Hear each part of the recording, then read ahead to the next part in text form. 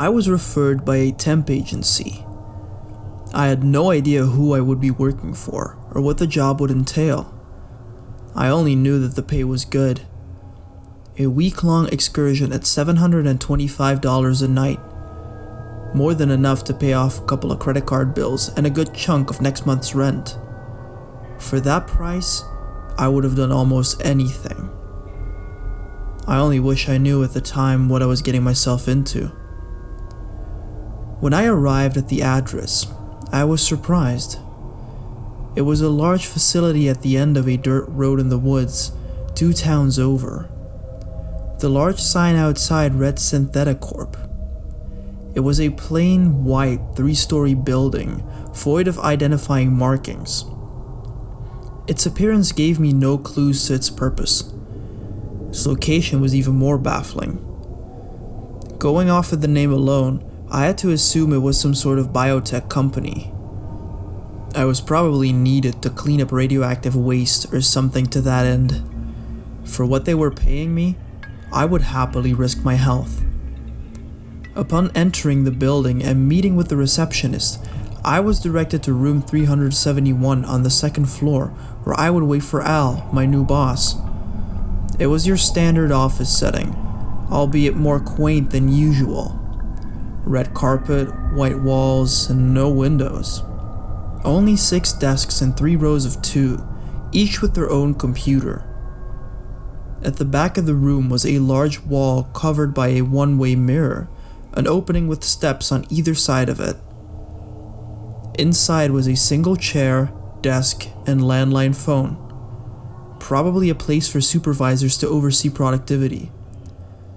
Other than that, the room harbored no points of interest, unless you fancied the waste bin and fern in the corner. An older gentleman opened the door to the room and came over to shake my hand, introducing himself as Al. He seemed to be in a rush, wasting no time in describing the task at hand. I was to stay in that very room from 8 p.m. until 6 a.m. the following day, every night for a week. He left me his cell number and a laminated list of rules to be followed. He told me he could not overstate enough the importance of following each and every one exactly as they were outlined. Once he was sure I understood the gravity of the situation, he left me to my first shift in peace, closing the door behind him. That was it? Really? Just stay in the room for 10 hours a night? I had no clue as to why I was being paid over $5,000 to room sit, but I learned some time ago to never look a gift horse in the mouth. I simply sat down in the overseer's room with a smile on my face and went over the list of rules. There were 10 in total, all of which left me more than a little confused. 1. Once 8 rolls around, lock the door and do not leave the room for any reason until 6. Plan your bathroom usage and meal periods accordingly. No food or drink items within the room. 2. Do not use Hank's computer. It's the closest to the exit. No one is ever to touch it under any circumstances, not even Hank. 3. If the phone rings, answer it but do not talk. No matter what the voice on the other end says, you are not to respond. Hang up after 2 minutes have passed. 4. Do not let the janitor in. We don't have one. 5. If anyone else comes to the door, let them in but ignore them. Do not react whatsoever. When they leave, shut the door and lock it behind them. 6. If the waste bin changes locations, place it back in the corner as soon as you notice. 7. If I stop by, only let me in if I know the password. 8.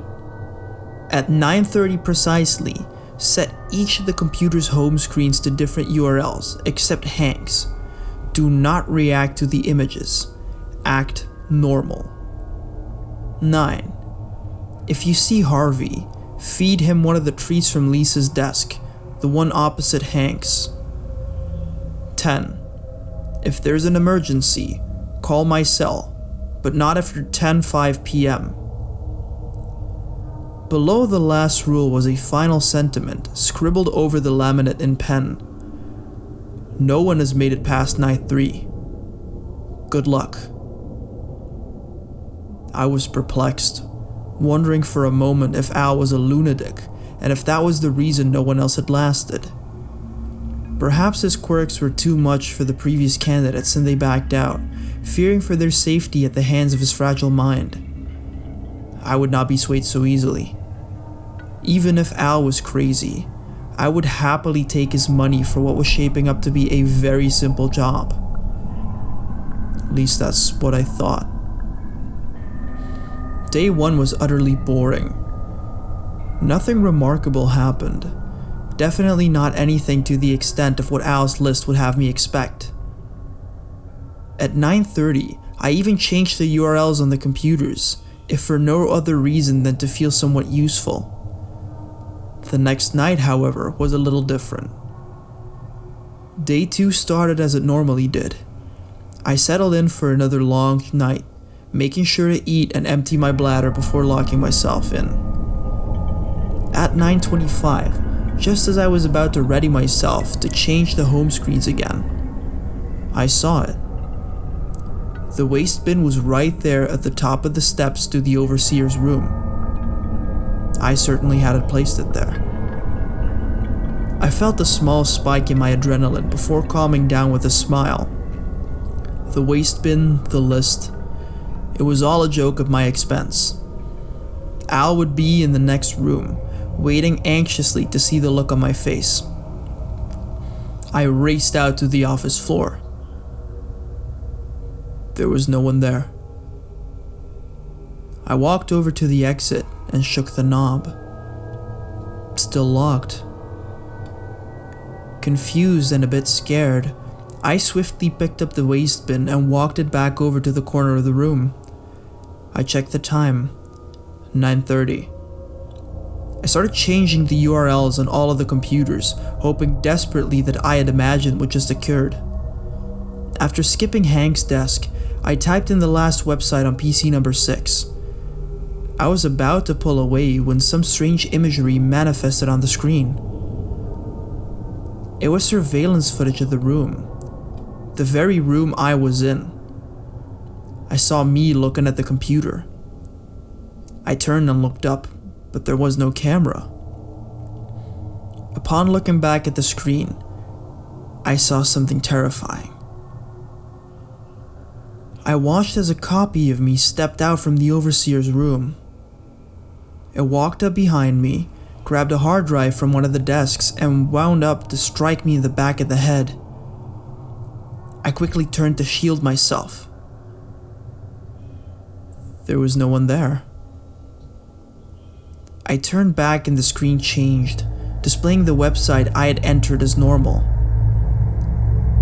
I raced back to the overseer's room and sat down, more than a bit frazzled. I contemplated walking out, but I steeled myself to continue. I was fine after all. Maybe Al wasn't a lunatic, but he didn't seem the type to wish me any harm. Not that I knew him all that well. Still, I hadn't sustained any damage. I was questioning my sanity, yes, but no bodily injuries had befallen me. Whatever was at play here seemed harmless so far. There was a loud banging. Having just had the most horrifying experience of my life, I nearly jumped out of my skin. A voice then penetrated the door. "It's the janitor, just here to clean up. Can you open the door?" I recalled rule number 4 and the item entry. You did good not letting him in. You followed the rule. Now you're fine. So as long as you follow the rules, you'll be safe.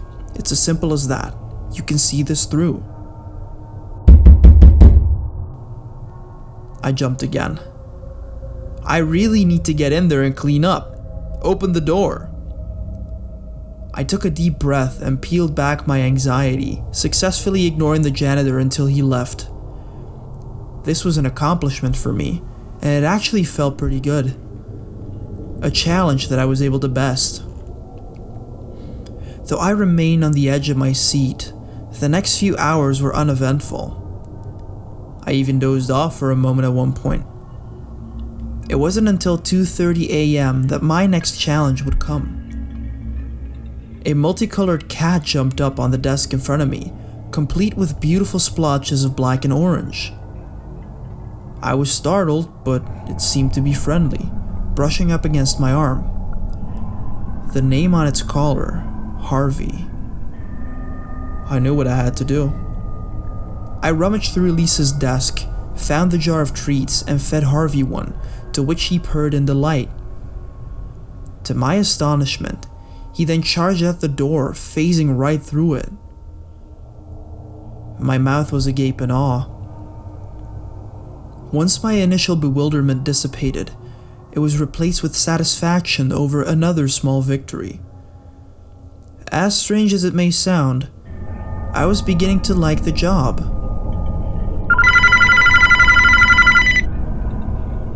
It was the landline. Remembering the rules, I removed it from the receiver and held it to my ear, making sure to keep an eye on the time.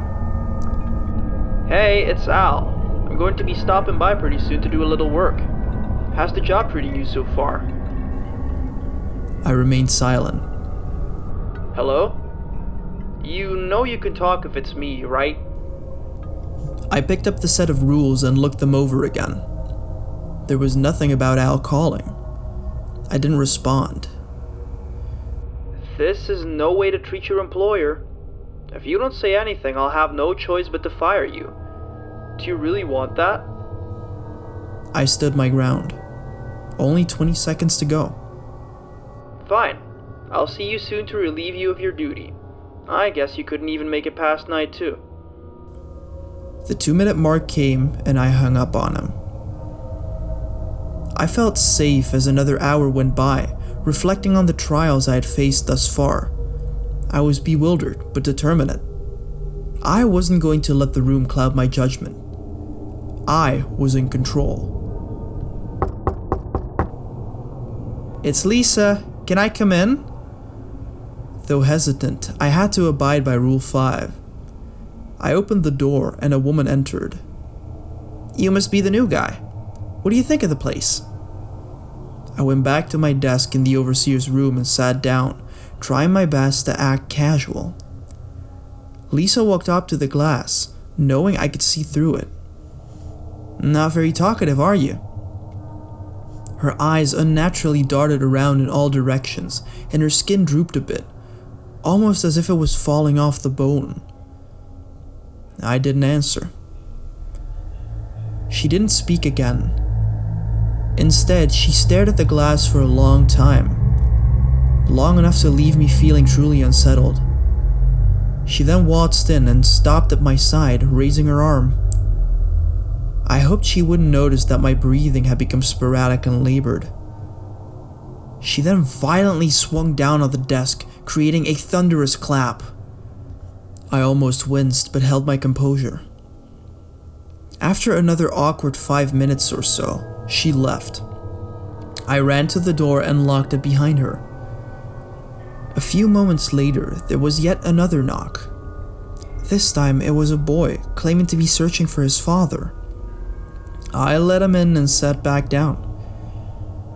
He tried many times to ask for my help, but I was careful to ignore him, just as I had with Lisa. At one point, however, I made the mistake of meeting his gaze. For an instant, in between blinks, his eyes became pitch black, void of all color. Startled, I nearly jolted back, but I was able to restrain myself. Like Lisa before him, the boy eventually left, and I quickly locked the door behind him. Another rule followed. Other than the waste bin moving around a few more times, nothing else happened that night. Before I knew it, it was time to go home. I heavily considered calling it quits, and may have even had a nightmare or two upon sleeping that day, but I found myself excited to continue, wondering what obstacles the room would throw at me next. Curiosity shouldn't have been enough to bring me back, but all rational trains of thought escaped me. The room had this pull that beckoned me to it. I was hopelessly compelled to return, powerless to its call. Any excuse would have sufficed. As such, I resumed my post the following night. Upon starting my shift, I was confident. I had dealt with quite a few absurdities up to this point, and waited patiently for my next opportunity. A couple of hours went by with no trouble. No cat, no images on the computers, no phone calls, and no waste bin antics. Boredom was beginning to set in when a loud knocking broke the silence. There was no voice. I yelled out from the overseer's room. "Who is it?" I asked. There was a brief pause. "It's me, Al." I picked up the list and reread rule number 7. "What's the password?" I heard him chuckle to himself. "I never wrote down a password." He was right.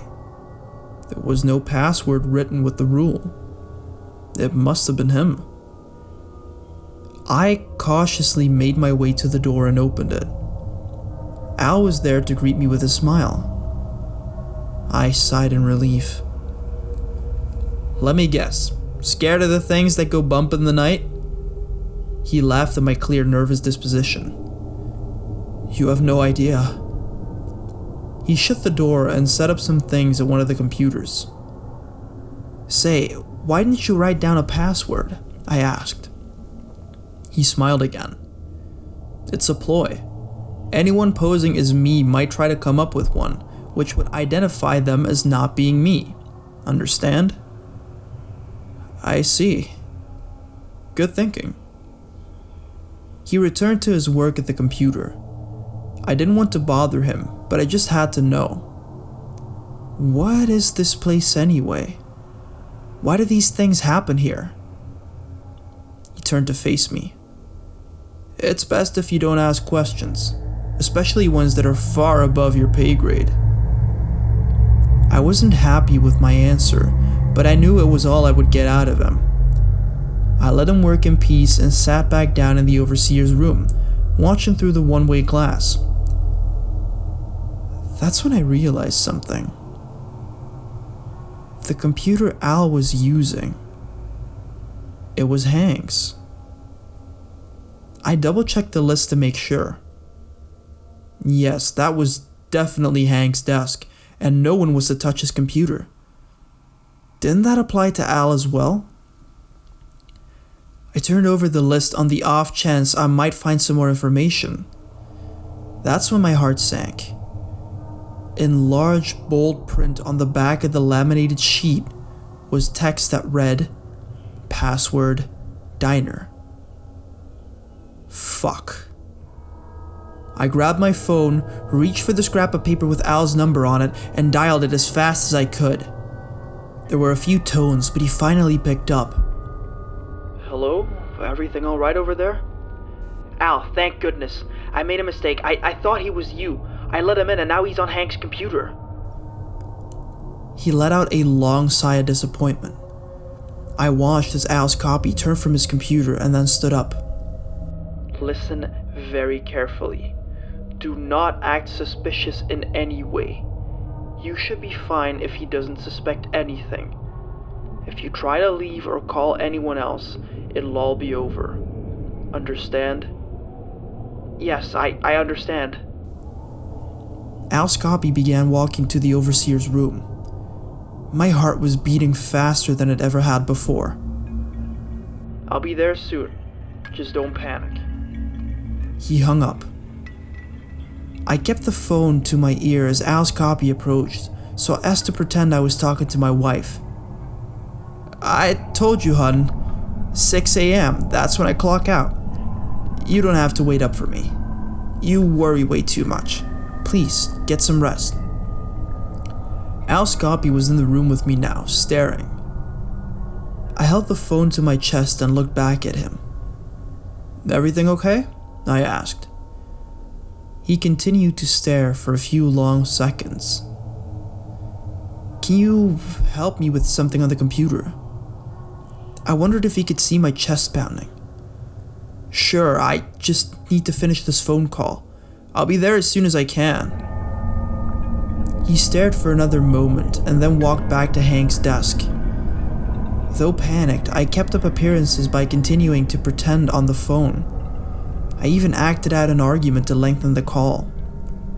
While doing this, I watched with bated breath as the knob gently turned and the door swung open. It was Al.